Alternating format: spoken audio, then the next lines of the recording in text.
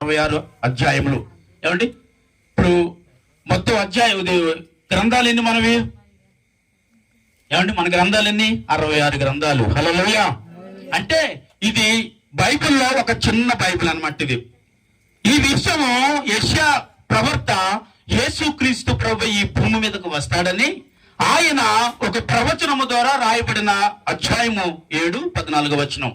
అంటే ఒక మనిషి పాపంలో పడ్డాడని, ఒక మనిషి పాపాత్ముడుగా మారాడని పరలోకంలో ఉన్న తండ్రి నిన్ను నన్ను చూసి ఏడుస్తున్నప్పుడు దేవుడే స్వయముగా ఒక యెషయా ప్రవక్త ద్వారా పలకబడిన మాట ఏంటంటే, ఒక మనిషిలో ఉన్న పాపాన్ని తీయాలి, ఒక మనిషిలో ఉన్న పొరపాటును తీయాలి, ఒక మనిషిలో ఉన్న ఆ తప్పు ఏదైతే ఉందో. తప్పు అంటే ఏముందండి? ఒక మనిషి పాపములో పడటమే మనిషి చేసిన పెద్ద తప్పు. అంటే నేను తరచుగా ఒక మాట చెప్తుంటాను, మనం ఏమనుకుంటామంటే నాలో ఏ పాపం లేదనుకుంటాం. అయ్యా నేను ఏ పాపం చేయలేదు, అసలు నేను ఏ తప్పు చేయలేదు అని ఒక మనిషికి ఉన్న ఇది అజ్ఞానము అంటాను. జ్ఞానం కాదు ఇది. జ్ఞానం ఏంటయ్యా అంటే నేను పాపిని అని ఒప్పుకున్నవాడు జ్ఞానవంతుడు. ఏమండి నేను పాపిని అని ఎప్పుడైతే మన నోట నుండి ఒప్పుకున్నప్పుడు దేవుడు అంటున్న మాట, మనము నిజంగా జ్ఞానులమేనండి. దేవుడికి స్తోత్రం. హల్లెలూయా. ఎందుకంటే ఒక మనిషి పాపము చేశాడు, ఒక మనిషి తప్పు చేశాడు, ఒక మనిషి పొరపాటు చేశాడు. ఒక మనిషి పొరపాటు చేశాడు. ఎందుకు పొరపాటు చేశాడు, ఎందుకు పాపం చేశాడు మనందరికీ తెలుసు. మీకు కొంతమందికి తెలియకపోవచ్చు. ఆది కాండాన్ని మనం చూస్తే, ఆది కాండములో ఆదామును అవ్వమునంటే మొట్టమొదటిగా ఈ భూమి మీద సృష్టించబడిన వ్యక్తి ఒకే ఒక వ్యక్తి. ఏమంటే మనిషి కోతి నుంచి వచ్చాడు ఇవన్నీ కాదు. బైబిల్ గ్రంథం సెలవిస్తున్న మాట ఏంటంటే, ఈ భూమి మీద మొట్టమొదటిగా మనిషి సర్వ సృష్టిని చేసిన తర్వాత, చెప్పండి, సర్వ సృష్టిని చేసిన తర్వాత దేవుడి చేతులతో చేయబడిన ఒకే ఒక వ్యక్తి ఎవరైనా ఉన్నారంటే నిన్నే మానవుడే. హల్లెలూయా. మానవుడు దేవుడి చేతిలో తయారు చేయబడ్డాడు. ఈ సృష్టి అంతటిని చేయబడిన తర్వాత ఆదామును కూడా దేవుడు చేశాడు. మొట్టమొదటి తయారు చేయబడిన మనిషి ఎవరంటే ఆదామండి. ఆదామును ఈ భూమి మీద సృష్టించిన తర్వాత ఆదాము తన జీవితం చాలా అద్భుతంగా దేవుడు కొనసాగించాడు. దేవుడితో చాలా అద్భుతంగా దేవుడితో జీవించాడు. దేవుడితో ఆదాము. కానీ ఆదాము పాపము చేసి, ఆదాము తప్పు చేసి, ఆదాము పొరపాటు చేసి అంటాం. అంటే వారి భార్య ద్వారా చేయబడిన తప్పు. భార్య ఎలా వచ్చిందండి? ఆదాము నుండి కూడా భార్య చేయబడింది. అంటే ఈ భూమి మీద తయారు చేయబడిన 2 వ్యక్తులు ఉన్నారండి. ఒకటి పురుషుడు, స్త్రీ. హల్లెలూయా. ఏమండి ఇద్దరు మనుషులు ఈ రోజు దేవుడి చేత తయారు చేయబడిన వారు. వీరు దేవుడి చేత తయారు చేయబడిన ఈ మనుషులు ఏమండి ఒక పాపం చేశారు అని బైబిల్ సెలవిస్తా ఉంది. మనకు తెలుసు, తెలియని కొంతమంది ఉన్నారు. వారి కొరకు ఈ మాటను మనం ఖచ్చితంగా తెలియచేయాలి. అంటే ఒక మనిషి పాపంలోనికి ఎప్పుడు వెళ్ళిపోయాడంటే అండి, ఆదాము అవ్వమును తయారు చేయబడిన తర్వాత వీరిరువురు ఏదోను తోటలో చాలా ఆత్మీయ జీవితం దేవుడితో జీవించేవారండి. అంటే ఆదామును దేవుడు పిలిస్తే వెళ్ళి దేవుడితో మాట్లాడుతుండేవాడండి.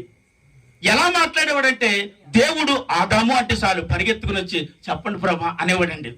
అంటే అంత అన్యోన్యమైన సహవాసము ఆదాము దేవునితో చేశాడు. అయితే మనిషికి ఒక ఆలోచన ఏంటో తెలుసా అండి? అంటే దేవుడికి వచ్చిన ఆలోచన చెప్తాను ముందు. దేవుడికి వచ్చిన ఆలోచన ఏంటంటే, ఈ భూమి మీద సర్వ సృష్టిని చేసి అన్ని రకాల జీవరాశులను, ఆడదిని మగదిని అంటే ఈ రెండింటిని ప్రభు సృష్టించని బైబిల్లో ఉంది.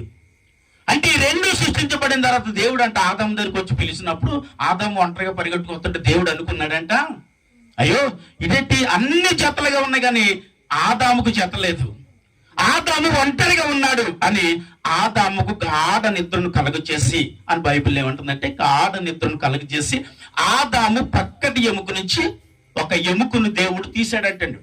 అంటే గాఢ నిద్ర అంటే ఒక ఆదాముకి చాలా భయంకర నిద్ర పట్టిందంటే ఆ సమయంలో ఆ దేవుడు ఆ నిద్రని ఇచ్చి ఆ ఎముకను తీసి స్త్రీని తయారు చేశాడు. ఒక విషయం చెప్తాను, ఒక మనిషి అంటే ఒక పురుషుడు స్త్రీని చాలా గౌరవించాలండి. ఎందుకో తెలుసా? ఇప్పుడు దేవుడు ఆ స్త్రీని ఎలా చేశాడని చదివామండి. పక్కటి ఎముక నుంచి తీసి అని చదివాం కదా. ఇప్పుడు దేవుడు కాల ఎముక నుంచి తీయలేదు, చేతిలో నుంచి తీయలేదు, తలలో నుంచి తీయలేదు, బాడీలో ఉన్న ఎముకలు ఎక్కడి నుంచి తీయలేదండి.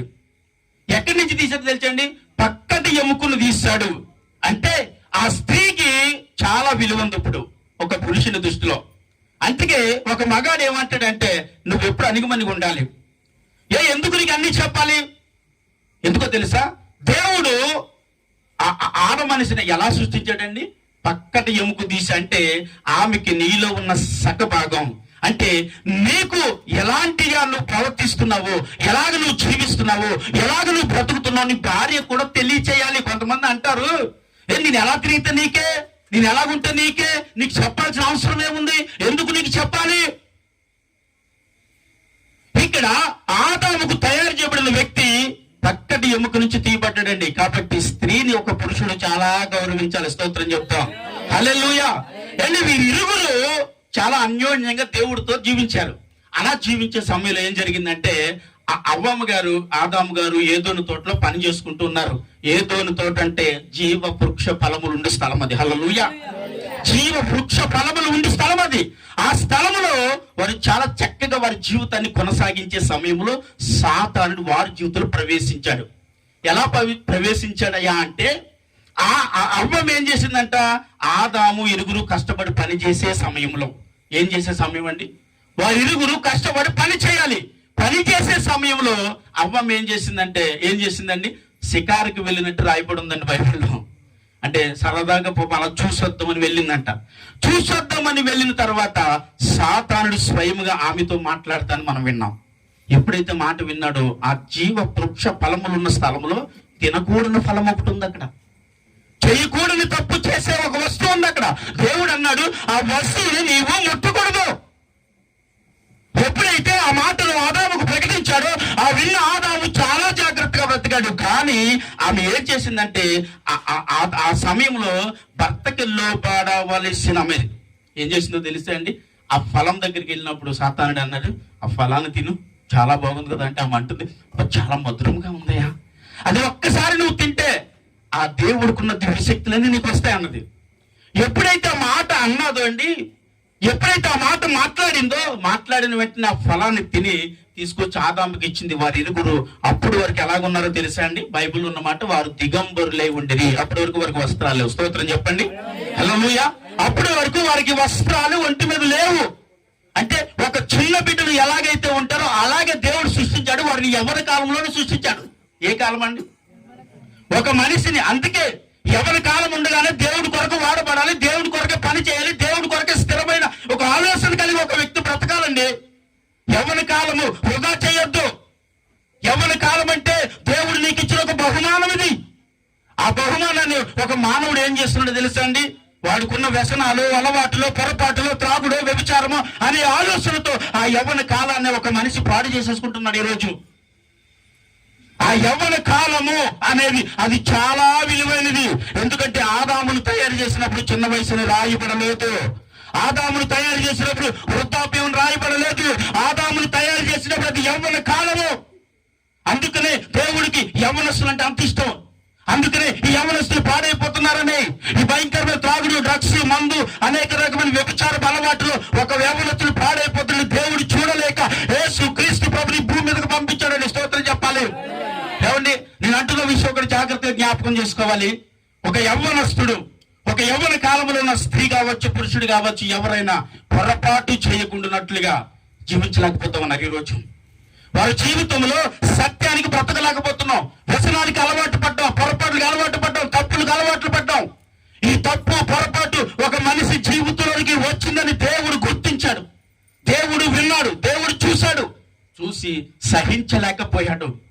ఆయన బాధతో సహించలేక, అయ్యో ఒక మానవుడు భయంకరమైన పరిస్థితుల్లోకి వెళ్ళిపోతున్నాడు, ఒక మానవుడు అజ్ఞానంలోకి వెళ్ళిపోతున్నాడు, ఒక మానవుడు చేయకూడని పాపము, తప్పు, పొరపాటు చేసి తన జీవితం అంతటిని పాడు చేసుకుని యవ్వన కాలంలోనేనండి ఈరోజు మనం వింటుంటే చాలా భయం అనిపిస్తుంది. చిన్న వయసు నుంచే సిగరెట్ అలవాట్లు, తప్పుడు అలవాట్లు, పాపం అలవాట్లు ఈరోజు ఎంతమంది జీవితాలలో ఉన్నాయి. అవి చూసి దేవుడు తట్టుకోలేక, అవి చూసి దేవుడు ఆనందపడలేక ఏం చేశాడు అంటే యేసు క్రీస్తు ప్రభుని భూమి మీదకు పంపించాడు. గుర్తించావా ఇది? నువ్వు అర్థమవుతుందా మనకి? యేసు క్రీస్తు భూమి మీదకు రావడానికి కారణం ఒక మనిషిలో ఉన్న పాపాన్ని తీయటానికి, ఒక మనిషిలో ఉన్న తప్పును తీయటానికి, ఒక మనిషిలో ఉన్న అవిధేయతను తీయటానికే యేసు క్రీస్తు ప్రభు ఈ రోజు మన మధ్యకి వచ్చాడని స్తోత్రం చెప్తాం. ఎలా ఈ క్రిస్మస్ జరుపుకుంటాడంటే, అయ్యా నేను తప్పు చేశాను, నేను పాపం చేశాను, నేను పొరపాటు చేశాను, నా పాపాన్ని కడగటానికే నా కొరకు ఈ భూమి మీదకి వచ్చి నా పాపాన్ని నీ మీద వేసుకుని ఏం చేసావయ్యా, చనిపోయావు, మరణించావు. ఈ పాపమును నా నుండి తీయటానికే ఈ భూమి మీదకి నీ వచ్చావని ఈరోజు ఈ క్రైస్తవులు ఈ క్రిస్మస్ జరుపుకుంటూ ఉన్నారు. నేను అంటున్న విషయం ఏంటో తెలుసా? క్రిస్మస్ జరుపుకోవటం గొప్పతనం కాదు. ఈ క్రిస్మస్ చేయడం పెద్ద గొప్పతనమే కాదండి. ఈ క్రిస్మస్ చేసుకుంటే ఏదో ఆటపాటలతో, అల్లరి తొక్కున్న ఆటపాటలతో ఈ క్రిస్మస్ లో ఇలా ఎంజాయ్ చేస్తా ఉన్నారు అని అనుకుంటున్నాం. ఒకవేళ కాదు, యేసు క్రీస్తు ప్రభు ఈ భూమి మీదకి నా పాపం కొరకు వచ్చాడు అని ఒక క్రైస్తుడి క్రిస్మస్ ఆరాధన జరిపిస్తా ఉన్నాడు. ఆ మనిషిలో పాపం తీయటానికి ఈరోజు యేసయ్య మన మధ్యకి వచ్చాడని ఏం చేస్తున్నామండి? అయ్యా ఏం చేస్తున్నావు?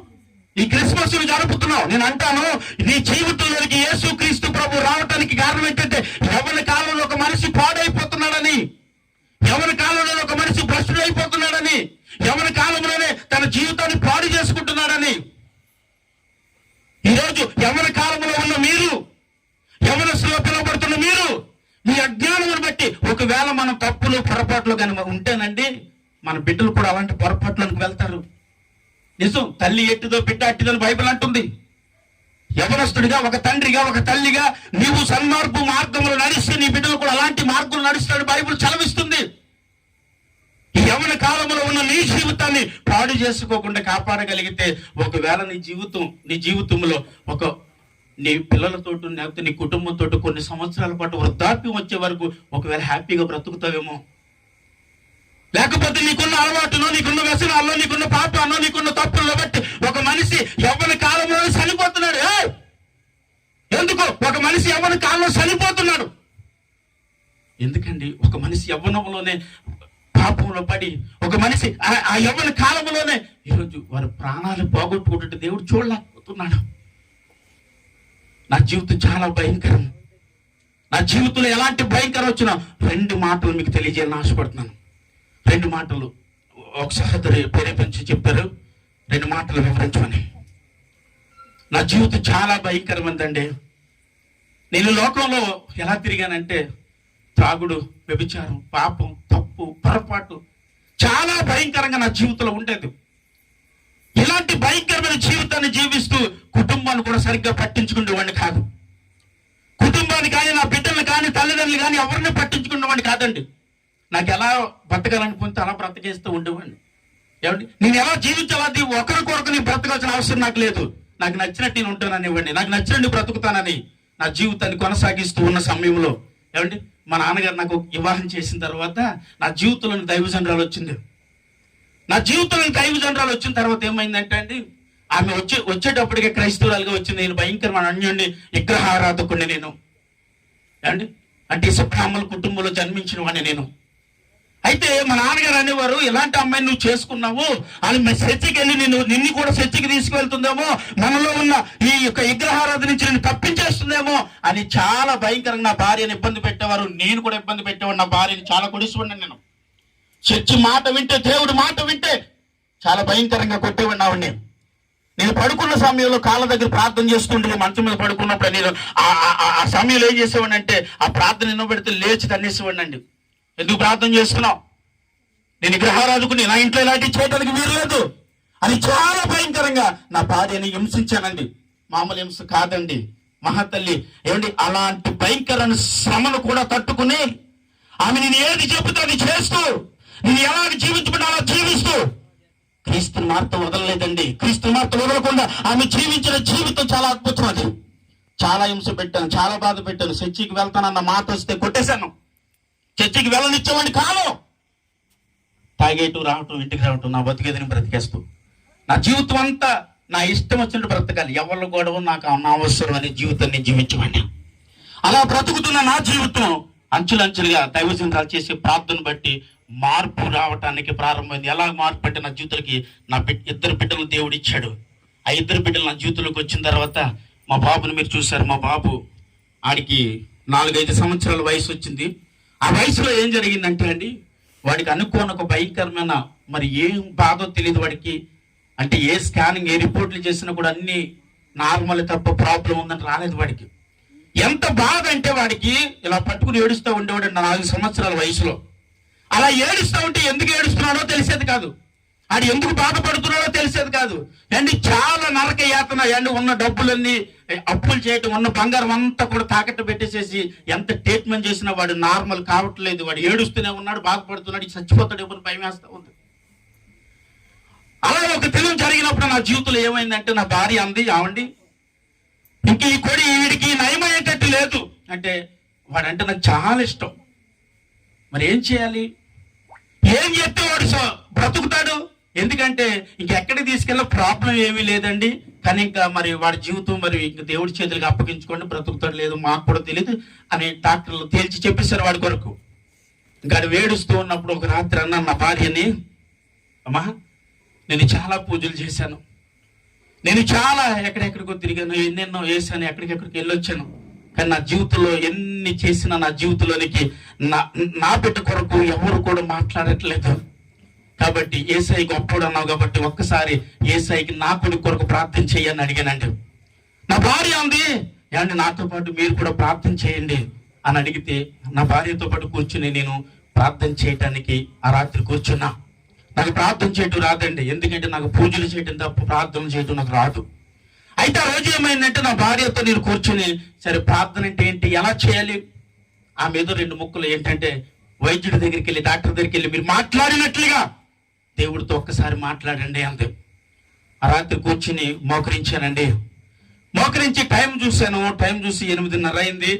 నేను అన్నాను నా భార్యని, నాతో పాటు ప్రార్థన చేయమని. నేను ఎలా చేయాలో నాకు తెలియదు కాబట్టి నాకు పక్క నుండి చెప్తుండని నా కొడుకు ఏడుస్తూ ఉన్నాడు, మంచం నుంచి అలా ఎగిరి పడుతూ ఉన్నాడు.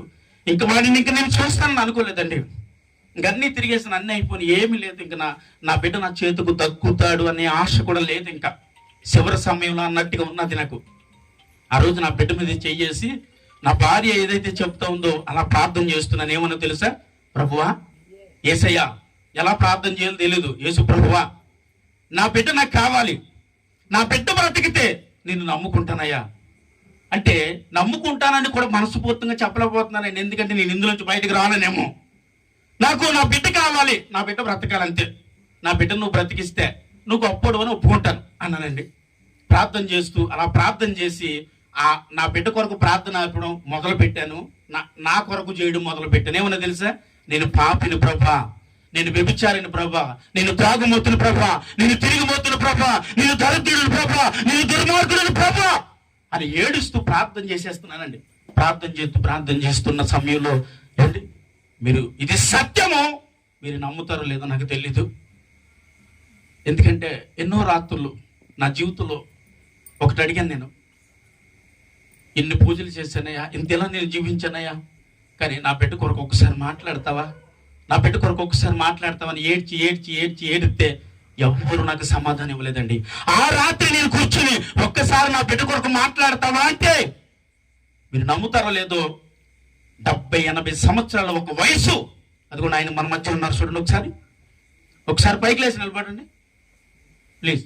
అదిగో చూడండి ఆయన ఎలా ఉన్నారు, వైట్ వస్త్రాలు వేసుకుని లింగి కట్టుకుని వచ్చారు కదా. అలాగేనండి తలుపు తీసుకుని నా గదిలోకి వచ్చారు. నా తలుపు తీసుకుని వచ్చి నా బుర్ర మీద చేయి వేసి నా శిరస్సు తీసుకెళ్ళి ఆయన ఒళ్ళో పెట్టుకుని ఇలా నురుగుతున్నారు. భయపడకని వెళ్ళిపోయారండి. దేవుడికి స్తోత్రం. భయపడొద్దని వెళ్ళిపోయారు. తెలివి వచ్చి చూస్తే 11:30 అయిందండి నైట్. నేను మోకరించింది 8:30కే. మరి నాకు ప్రార్థన చేయడం వచ్చు 11:30 వరకు అసలు ఏం చేశాను ఏం అర్థం కావట్లేదు నా బ్రతుకు. కానీ ఒక మనిషి వచ్చి అన్నాడు, భయపడొద్దు అన్నాడండి. లేచి చూస్తే నా కొడుకు పడుకొని ఉన్నాడు హ్యాపీగా. ఒక విషయం చెప్తాను, ఆ రోజు నుంచి ఈ రోజు వరకు వాడికి ఒక్క టాబ్లెట్ వేయలేదండి. దేవుడికి స్తోత్రం. ఒక్క టాబ్లెట్ వేయలేదు. అప్పుడు నేను అనుకున్నాను, యేసయ్య గొప్పవాడు, యేసయ్య నువ్వు సత్యమైన దేవుడివే. నేను అన్నాను కదా నా బిడ్డ బ్రతుకుతే నిన్ను అంగీకరిస్తానని. ఆ రోజు యేసు ప్రభువుని అంగీకరించానండి. అంగీకరించి నా జీవితంలో నేను కార్పెంటర్గా చేసేవాడిని, నేను ఇంజనీర్ వర్కులు చేసేవాడిని. నా దగ్గర 10-15 మంది పని చేసేవారండి. అలా 10-15 మంది నా దగ్గర పని చేస్తున్న సమయంలో ఏమైందంటే, నేను యేసుక్రీస్తు ప్రభువుని అంగీకరించి వెంటనే దేవుడు గొప్పవాడని చెప్పి బాప్తీసం తీసేసుకున్నాను. వెళ్ళి బాప్తీసం తీసుకున్న తర్వాత నా దగ్గర పనిచేసే వాళ్ళందరూ మానేశారు. ఏమన్నా తెలుసా అంటే, ఎవరన్నా దయచేసి బాధపడకండి, మాలను దేవుణ్ణి నమ్ముకున్నారు నువ్వు అనేసి అందరూ నన్ను వదిలేశారు. ఇంకెవరు నా దగ్గర పనికి రావట్లేదు, ఎవరు నన్ను పనికి తీసుకోవట్లేదు. అయితే నేను అనుకున్నాను, ప్రభువా మరి ఈ రీతిగా నాకు ఎందుకు ఇంత అవమానం నా జీవితంలోకి వస్తుందో తెలియదు, కానీ ప్రభు ఎలాగైనా సరే నువ్వు సత్యదేవుడు అని నేను ఎలాగైనా ఈ లోకానికి ప్రకటించడానికి నన్ను వాడుకోవాలి అని ఆ రాత్రి మళ్ళీ ఏడుస్తూ ప్రార్థన చేస్తున్నాను అండి. అలా నా జీవితంలోనికి 2.5 సంవత్సరాలండి. ఎలాంటి పద్ధతి ఒకసారి చెప్తున్నా అర్థం చేసుకోండి. 2.5 సంవత్సరాలు బయటికి వెళ్ళటం అంటే దేనికి పరికిరాని ఒక వేస్ట్ పిలో రోడ్డు మీద అలా తిరుగుతాడు, అలా తిరిగేసి వచ్చేటమేనండి. ఎక్కడికి వెళ్ళినా ఎవడు పని ఎత్తలేదు, ఎక్కడికి వెళ్ళినా ఎవడు ఏ పని ఇవ్వట్లేదు, ఎక్కడికి వెళ్ళినా శూన్యం. నా భార్య నన్ను యేసు ప్రభు నమ్ముకున్న వాళ్ళు ఏమో నా బ్రతుకంత ఎలాగ అయిపోయిందంటే, లేదండి యేసు క్రీస్తు ప్రభు గొప్ప దేవుడు, ఆయన అంగీకరించిన నీ జీవితాన్ని ఒక ఉన్నతమైన స్థానంలో ప్రభు నిలవబెడతాడు తప్ప దేవుడు నిన్ను ఇబ్బంది పెట్టడని చెప్పాడు. దేవుడికి స్తోత్రం చెప్పండి.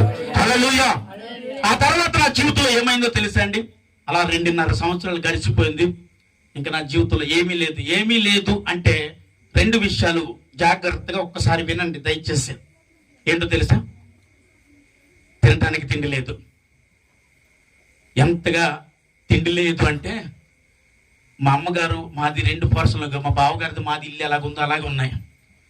అవతల ఆ గదిలోనికి మా అమ్మగారి దగ్గరికి వెళ్ళి నా భార్య, ఏమండి అత్తయ్య గారు బట్టలకి గెంజి పెట్టాలండి, గెంజి ఉంటే ఉండని అడిగి తెస్తే ఆ గెంజి 2 రోజులు పులిసినా సరే ఉప్పేసుకు తాగేవాళ్ళని. అంగన్వాడీ స్కూల్లో పిండి ఇచ్చేవారండి. ఆ పిండి తీసుకుని వచ్చి అట్లు వేసుకుని తిని అసలు 2 సంవత్సరాలు అంటే 6 నెలల పాటు ఏదో అలా జరిసిపోయింది. తర్వాత 2 సంవత్సరాలు అంటే 2.5 సంవత్సరాలు గ్లాసు మంచినీళ్ళు తాగటం పడుకోవటం, గ్లాసు మంచినీళ్ళు తాగటం పడుకోవడం. నిజంగా నాకు వచ్చిన ఆ బాధ ఈరోజు ఒకవేళ మీ జీవితంలోకి వస్తే ఇదే నిలబడలేకపోతే రోజేసులో అలాంటి భయంకర శ్రమ వస్తే ఏంటింత శ్రమ నా జీవితంలోకి వచ్చిందని ఆ రోజు ఏడుస్తూ ప్రార్థన చేస్తూ ఒక నిర్ణయం తీసుకున్నానండి. ఎందుకు ఆ నిర్ణయం తీసుకున్నానంటే, మా అబ్బాయి వచ్చాడు, అప్పుడు 2.5 సంవత్సరాలు, 4 ఇప్పుడు 2.5 సంవత్సరాలు అంటే 6.5 సంవత్సరాలు అయిపోయింది వాడి జీవితం. వాడు ఒక రోజు వచ్చి నా ఎదురుగుంట కూర్చుని ఏడుస్తూ ఉన్నాడు. నిరాశతో కూర్చుని ఉన్నా. నేను వచ్చి ఎందుకు బతికిన ఒకటే చచ్చిపోయినట్టు అన్న బ్రతుకులు నేను ఉన్నాను. నా కొడుకు నా దగ్గరికి వచ్చే మాట అంటున్నాడు, డాడీ ఎన్ని నెలల నుంచి మాకు ఏమి తినటానికి కానీ ఉండటానికి కానీ ఏమీ లేదు. అసలు ఏదైనా అడగాలంటే అమ్మ దగ్గరికి వెళ్ళి ఒకవేళ నిన్ను అడుగుతామంటే అమ్మ అంటుంది, డాడీని ఏం అడగొద్దు, వెళ్ళి తాతయ్యని అడిగి అంటుంది. అన్ని తాతయ్యని కనీసం మాకు పెళ్లి కావాలన్నా తాతయ్య దగ్గరికి వెళ్ళి అడగాల్సి వస్తుంది అని వాడు అన్నాడండి. అన్న తర్వాత నేను అనుకున్నాను, ఇలాంటి బ్రతుకు అసలు ఎందుకు వచ్చింది, ఎందుకు ఇలాగ అయిపోతున్నావు? అయితే ఇంక ఈ బ్రతుకు అనవసరం. ఎందుకంటే మా బంధువులందరూ వదిలేశారండి. ఇంక మా బంధువులు కాదు, మా స్నేహితులు కాదు, అసలు ఎవడు నా ముఖం చూడట్లేదండి. అప్పుడు నా కొడుకు అన్నాను, ఒరే ఒకసారి రండి కూర్చోండి, నా కూతుర్ని నా కొడుకుని కూర్చోబెట్టి నా భార్యని కూర్చోబెట్టి మీకు షార్ట్ కట్లో చెప్తున్నాను, నా జీవితం కంటండి, మీకు ముఖ్యమైన విషయాలు మీరు వెళ్ళిపోతారేమో అని మేము చెప్తూ ఉన్నాను. వారి ముగ్గురిని అలా కూర్చోబెట్టి నేను అన్నాను, ఇంక ఈ బ్రతకలేకపోతా ఉన్నాం. అసలు ఈ బ్రతుకు ఎందుకు బ్రతుకుతున్నానో నాకే అర్థం కావట్లేదు. ఎక్కడికి వెళ్ళినా అసలు శూన్యం నా జీవితం. ఎవరు చూసిన ముఖం మీద వస్తూ ఉన్నాడు. ఎక్కడికి వెళ్ళిన ఒక్క రూపాయి సహాయం లేదు. ఈ బ్రతుకొద్దు నాకు అని నా భార్యతో నేను చెప్తుంటే నా కొడుకు అన్న మాట ఏంటో తెలుసా అండి, డాడీ ఇంక మనకి అమ్మమ్మ వాళ్ళు కానీ డాడీ తాతయ్య వాళ్ళు కానీ వాళ్ళ నుంచి సహాయం ఎన్ని రోజులని అడుగుతూ ఉంటావు. అసలు వాడికి ఆ వయసులో ఎందుకు ఆలోచన వచ్చింది తెలియదు అని అన్నమాట. ఒక్క మాట, వద్దు డాడీ మనం నలుగురిని కలిపి చచ్చిపోదాం అని అడిగాడండి. ఆ చిన్న వయసులో వాడు చచ్చిపోదాం డాడీ ఇంక అసలు వద్దు అని అంటే నా కూతురు అంటుంది ఏడుస్తూ, అవును డాడీ చచ్చిపోదాం, మాకు స్కూల్లోకి వెళ్ళినా విలువ ఉండట్లేదు, నువ్వు ఫీజు కట్టగా వాళ్ళు బయట నిలబెడతారు డాడీ అని నా కూతురు ఏడుస్తూ ఉంది. ఆ ఏడుస్తూ ఆ మాట అన్నప్పుడు ఆ చిన్న పిల్లోడండి అలా తీసుకుని గట్టిగా అట్టుకుని నేను నా భార్య ఏడ్చాం. నేను అన్నాను, నిజమే ఇంకెలాంటి జీవితం వేస్ట్ రా, ఇలా బ్రతకుండడం కూడా వేస్ట్, ఇంక ఈ రాత్రి మనం చనిపోదాం అని నా బిడ్డలు అన్నప్పుడు మేము అందరం అలా పట్టుకుని ఆ రాత్రి ఏడుస్తూ ఉన్నాం. 2014 సంవత్సరంలో అలా ఏడుస్తూ పట్టుకుని ఆ రాత్రి అంతా దేవుడి దగ్గర ప్రార్థన చేసి తెల్లారింది. ఈరోజు ఎలాగైనా చనిపోతారా, మీరు ఎక్కడికి స్కూల్కి వెళ్ళొద్దు అని చెప్పాను. ఆ తర్వాత నా బిడ్డలు స్కూల్కి పంపించలేదండి. ఈరోజు ఎలాగైనా చనిపోవాలన్న ఆలోచన మా జీవితంలో ఉంది. ఆ రోజు ఏం చేశానంటే నా భార్యను పిలిచి అన్నాను, ఎందుకంటే రూపాయి కూడా లేని బతుక అయిపోయింది కదా, వెళ్ళి నాన్నగారి దగ్గరికి వెళ్ళి ఒక్క 50 రూపాయలు అడిగి తీసారంటే నా భార్య వెళ్ళి 50 రూపాయలు ఇవ్వండి మావయ్య గారు అంటే 50 రూపాయలు ఇచ్చిందండి. ఇచ్చారండి నాన్నగారు. ఆ 50 రూపాయలు తీసుకుని జేబులో పెట్టుకున్నాను. జేబులో పెట్టుకున్న తర్వాత ఏం చేస్తారండి 50 రూపాయలు అంతానే, చేలు మంది అమ్ముతారు, అదొక్కటి మనకు దొరుకుతుంది, ఇంకేం దొరకదు 50 రూపాయలకి, అది తీసుకొచ్చి తాగి చచ్చిపోదాం అన్నాను. తాగి చచ్చిపోదాం అని బయలుదేరి సెట్ చేసుకుని బయటకు వస్తుంటే కూడా వచ్చి అంటుంది, ఏమంటే ఈ మందు తాగటం అనేది చాలా ప్రమాదకరం, ఈ మందు తాగితే ఒకవేళ బిడ్డలు చచ్చిపోయి మనం బ్రతికినా, లేకపోతే మనం చచ్చిపోయి బిడ్డలు బ్రతికినా, అసలు ఒకసారి నేను పేపర్లో చూసాను, న్యూస్ విన్నాను, అలా చచ్చిపోయి ఒకవేళ మనం చచ్చిపోయి మన బిడ్డలు బతికితే ఎవరు చూడరండి. ఇప్పుడు మీరు నేను ఉన్నప్పుడు ఎవరు చూడట్లేదు, మనం చచ్చిపోతే నా బిడ్డలను కూడా ఎవరు చూడరండి అంది నా భార్య. ఏం చేయాలో అర్థం కాలేదు. అవును నిజమే, నేను అన్నాను బిడ్డలకు మందు ఎక్కువ కలిపి మనం తక్కువ కలుపుకుందాం అంటే అంటుంది, ఆ బిడ్డలు తాగిన వెంటనే చచ్చిపోతారు, ఆ మందు సాలకు మనం బ్రతుకుతాం, మరలా నువ్వు సావాలి అంటే మనకి ఆ భయం మనల్ని సావనివ్వదండి అంటుంది. అమ్మో, అయితే పాయిజన్ అనేది కరెక్ట్ కాదు, ఇలా చచ్చిపోవడం ఇది కరెక్ట్ కాదు. అయితే ఒక ఆలోచన, ఫ్యాన్ గురేసుకుని చచ్చిపోదాం అని నేను వెళ్ళి 4 తాళ్ళు తీసుకుని వచ్చానండి. పైకి చూస్తే ఫ్యాన్ ఒకటే, పెంకిటిల్లు, పెద్ద ఇల్లు అండి మా ఇల్లు. కాకపోతే ఒక ఫ్యాన్కి 4 ఊరేసుకుంటాం అంటే మాటలు కాదు కదండి. ఒక ఫ్యాన్కి 4 ఊరేసుకుని సావటం అన్నది జరగదు, సావలేం అలా. ఇంక భయం నాలోకి వచ్చి, అమ్మో ఇది కూడా కరెక్ట్ కాదు, మనం ఎలాగే మందిరానికి వెళ్తున్నాం కదా, వెళ్ళేటప్పుడు బైబిల్ స్టడీకి వెళ్తున్నాం, ఆ బైబిల్ స్టడీకి వెళ్ళేటప్పుడు మనం అందరం కూడా, నేను ఒక 60-70లో వేగంగా నేను బండి తోలుతూ బైపాస్లోనే ప్రయాణం చేస్తాం, ఏ లారీ కింద పెడితే మొత్తం మనం చచ్చిపోయాం అనుకోండి, యాక్సిడెంట్లో చచ్చిపోరు పాపం బెమ్మగారు అబ్బాయిని అంటారు, దరిద్రం వదిలిపోద్ది, దేవుడు కూడా అవమానం ఉండదండి, ఇలాంటి ఆత్మహత్య చచ్చిపోతే ఏసైకి అవమానం అని అనుకుని ఆ నిర్ణయం తీసుకుని ఇంకా రాత్రి 3 రోజులండి 3 ప్రయత్నాలు మా జీవితంలో చేసాము. 3 ప్రయత్నాలు సఫలము కాలేదు. ఎందుకంటే 3వ రోజు కూడా ప్రయాణం అవుతున్నాం చచ్చిపోవడానికి, వెళ్ళిపోవడానికి ప్రయాణం అవుతుంటే నా భార్య అంటుంది, బాబు ఏమండి మీరు అంత వేగంగా వెళ్ళి ఏ లారీ కన్నా మధ్యలో పెట్టేస్తాను అంటున్నారు కదా, అలా పెట్టేస్తే 4 చచ్చిపోతామన్న నమ్మకం మీకుందా? ఒకవేళ ఎక్కడైనా ఎగిరి ఒకవేళ పక్కన పడిపోయి కాలు చేయపోయి, లేకపోతే బిడ్డలు చచ్చిపోయి, నువ్వు చచ్చిపోయి, నేను చచ్చిపోతే ఏంటి మన పరిస్థితి నా భార్య అంది. చావటానికి కూడా అసలు ఇంకే ఆధారం లేదండి, కనీసం బ్రతకడానికి ఆధారం ఎదుర్కొన్నావు, చావటానికి కూడా మనకి అంటే జీవ మరణములు యెహోవా ఆధీనంలో ఉన్నదని నా బైబిల్ అంటుంది. చచ్చిపోవడానికి కూడా ఇంక ఎన్ని నిర్ణయాలు చేసినా కావట్లేదు. ఇంకా 3 రోజులు అయిపోయింది. ఇంకా ఒకటే నిర్ణయం తీసుకుని నేను అనుకుంటున్నాను, ఎన్నో సినిమాలు చూశాను, నేను సినిమాలు పిచ్చి బాగానండి, ఎన్నో సినిమాలు చూశాను. ఆ సినిమాల్లో బాగా ప్రేమ ఎక్కువైపోయినప్పుడు ఒకరు చచ్చిపోతే రెండో వాళ్ళు ఇలా పట్టుకుని చచ్చిపోతున్నారు, అలా చచ్చిపోయిన నేను చూశాను. కాబట్టి 4 ఒకరికొకరు పట్టుకుని చచ్చిపోతున్న రాత్రి గట్టిగా 4 పట్టుకుని ఏడుస్తూ, తెల్లవారులు మీరు నమ్ముతారు లేదో, తెల్లవారులు ఏడుస్తూ అలా పట్టుకుని పడుకుని ఉండిపోయామండి. ఆ రాత్రి దేవుడు వచ్చే ఒక మాట అంటున్నాడు, మీరు నమ్ముతారు లేదో, యేసయ్య మనతో మాట్లాడు దేవుడు, పిలిస్తే మాట్లాడతాడండి. యేసయ్య నేను తీరత్వంలో ఉన్నానంటే నీతో మాట్లాడతాడు, దరిద్రపు జీవితంలో ఉన్నానంటే మాట్లాడతాడు, నా బ్రతుకు బాగోలేదయ్యా అంటే మాట్లాడతాడు, ఈ భయంకరమైన పరిస్థితుల్లో ఉన్నానయ్యా ఒక్కసారి నాతో మాట్లాడు అంటే దేవుడు నీతో మాట్లాడతాడు. ఆ రాత్రి అదే ఏడ్చాను నేను, ఒక్కసారి మాట్లాడు, చచ్చిపోమంటావు బ్రతకమంటావు, నీ కొరకు ఉండమంటే ఉంటే చచ్చిపోతాను అన్నాను. ఆ రాత్రి ఏడుస్తూ అలా పడుకుంటే ఆయన వచ్చి అన్నాడు, మహేష్ ఎందుకు ఏడుస్తున్నావు, నీలాంటి కుటుంబాలు చాలా ఉన్నాయి, నిన్ను బట్టి నేను అనేక కుటుంబాలను బాగు చేయబోతున్నా, నిన్ను బట్టి అన్నాడు. ఒక్కసారి అందరూ చప్పట్లు కొట్టండియా. నిన్ను బట్టి, నీ కుటుంబాన్ని బట్టి, నిన్ను బట్టి అనేక కుటుంబాలు ప్రమాదకరమైన పరిస్థితుల్లో, వ్యాధులతో, బాధలతో, కష్టాల్లో, కన్నీళ్ళలో, ఇరుకులలో, ఇబ్బందుల్లో ఎంతమంది ఉన్నారో వారందరినీ ఇడిపించబడటానికి నేను వాడుకోబోతున్నాను. అందుకే నీ జీవితంలో ఇంత శ్రమ వచ్చిందో, నీ శ్రమ ఎంతకయ్యా, ఒక మనిషి నిలబడతాడు ఈ రోజు దేవుడు చిన్న కార్యం చేయలేదంట, దేవుడు సన్నిధి వదిలి వెళ్ళిపోతున్నావు. చిన్న పని చేయలేదంటే దేవుడు సన్నిధి 2.5 సంవత్సరాలు నా జీవితంలో దేవుడు కనపడలేదు, ఇంకా ఒక్కరోజు దర్శించాడు, మళ్ళీ మాట్లాడలేదు. చచ్చిపోవాలనుకున్న తర్వాత 2.5 సంవత్సరాల తర్వాత వచ్చి మాట్లాడాడు. అంతేనండి. ఆ రోజు మాట్లాడన్నాడు, ఈ రోజు నుంచి నీ జీవితాన్ని మారుస్తున్నాను బిడ్డ అన్నాడు. అంతే. హల్లెలూయా. ఈ రోజు నుంచి మారుస్తున్నాను అన్నాడు. మార్చు ప్రభువా. ఒకవేళ నువ్వు వాడుకుంటే వాడబడతావు, లేదనుకుంటే ఇంక నేను ఇంక 2 ఆలోచన లేదు, ఎలాగైనా సరే చచ్చిపోతానని దేవుడితో అన్నాను. ఆ రోజు నుంచి దేవుడు నా జీవితాన్ని మార్చాడండి. ఒక మందిరానికి వెళ్ళాను. మందిరానికి వెళ్ళి అక్కడ కూర్చుని ఏడుతున్నాను, దేవుడి సన్నిధిలో ఏడుతున్నానండి. ఏడుతున్నప్పుడు ఆ పాస్టర్ గారు అంటున్నాను, నా పేరు పెట్టి పిలిచి, ఇక్కడ ఎవరో ఏడుస్తున్నారు, చచ్చిపోవాలని ఏడుస్తున్నారు, వారిని దేవుని సేవకులుగా వాడుకోబోతున్నాడని దేవుడు చెప్తున్నాడు. హల్లెలూయా. వెళ్ళాను. అయ్యా, ఇది నా జీవితం, నా బ్రతుకు.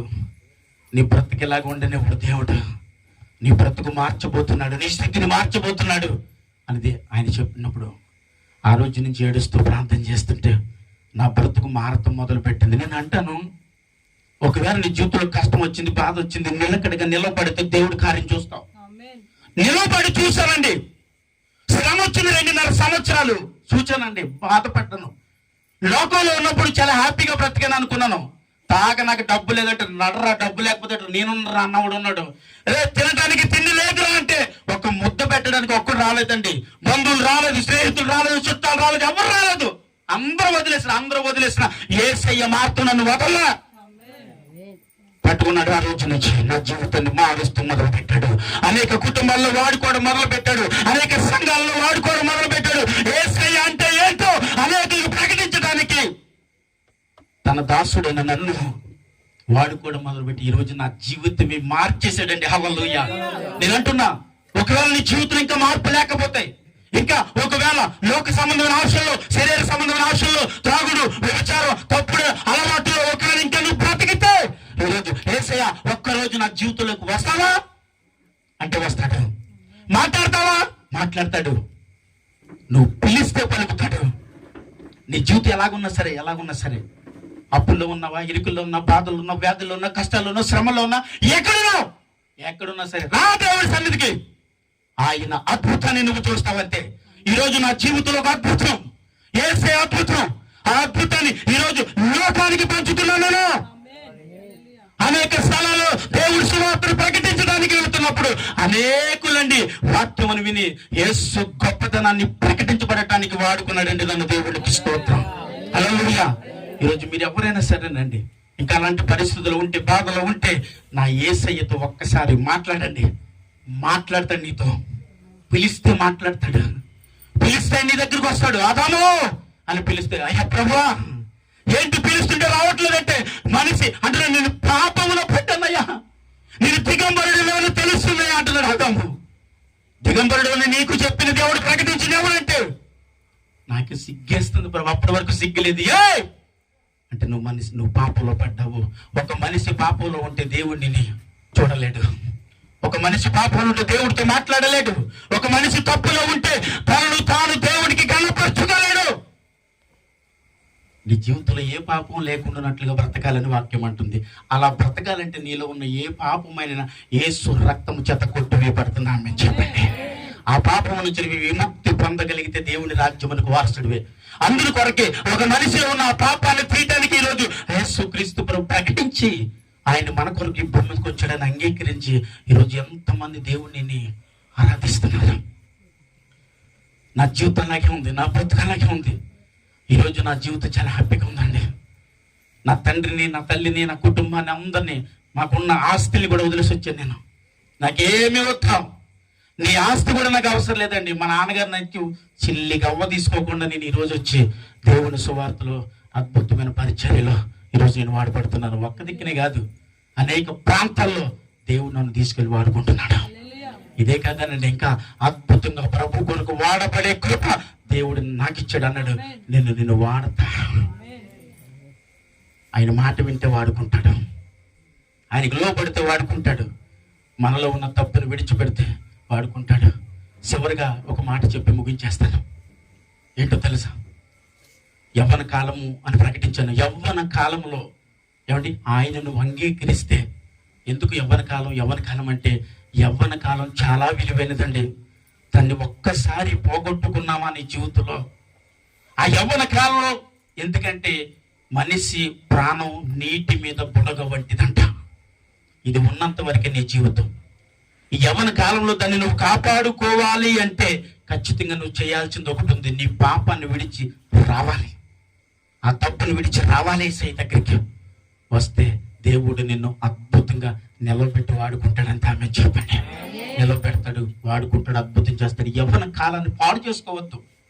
ఎందుకంటే నువ్వు యవ్వన కాలంలో ఉండగా నువ్వు ఎలా తిరుగుతున్నావు, నీ వృద్ధాప్యం వచ్చిన తర్వాత నీ బిడ్డలు నీ కళ్ళ ముందు అలా తిరుగుతూ నువ్వు చూస్తావు. నువ్వు అన్యోన్యంగా నువ్వు బ్రతకగలిగితే నీ బిడ్డలు బ్రతకగలగు, నువ్వు నీతిగా బ్రతికితే నీ బిడ్డలు బ్రతుకుతారు, నువ్వు దేవుడి కొరకు పవిత్రంగా బ్రతికితే నీ బిడ్డలు కూడా బ్రతకగలరు. ఎందుకంటే తల్లి ఎట్టితో బిడ్డ అట్టిది అని వాక్యము సెలవిస్తుంది.